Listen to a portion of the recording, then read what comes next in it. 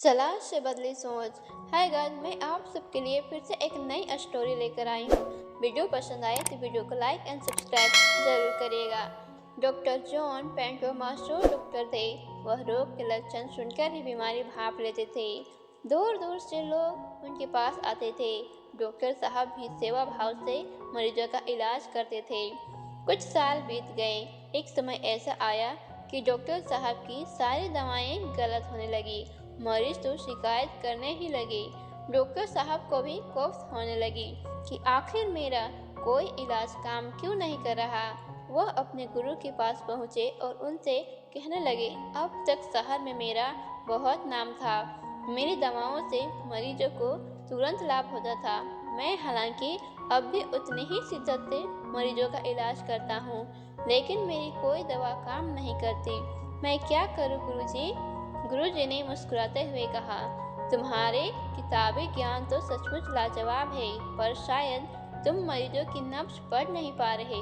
कोशिश करो, शायद काम बन जाए। डॉक्टर साहब वापस अपनी क्लिनिक लौटे और मरीजों की नब्ज देखकर बीमारी बताने लगे। इससे मरीजों को लाभ होने लगा और डॉक्टर साहब की क्लिनिक दोबारा चल पड़ी। अब शहर में उनके 3 क्लिनिक खुल गई। कुछ साल बाद फिर उनके इलाज में मरीजों को लाभ होना बंद हो गया। डॉक्टर साहब दोबारा सलाह लेने अपने गुरु के पास पहुंचे। गुरुजी बोले, तुम नब्ज तो ठीक पकड़ते हो, पर अपने मरीजों की आंखों का दर्द महसूस नहीं कर पाते। कोशिश करके देखो, शायद काम बन जाए। अब डॉक्टर साहब मरीजों की बीमारी के साथ साथ उनकी जिंदगी के दुख दर्द भी पहचानने लगे। डॉक्टर को मरीजों से खूब दुआएं मिली और कुछ दिनों में उन्होंने अपना बड़ा अस्पताल भी खोल लिया। उनका नाम दूर दूर तक फैल गया।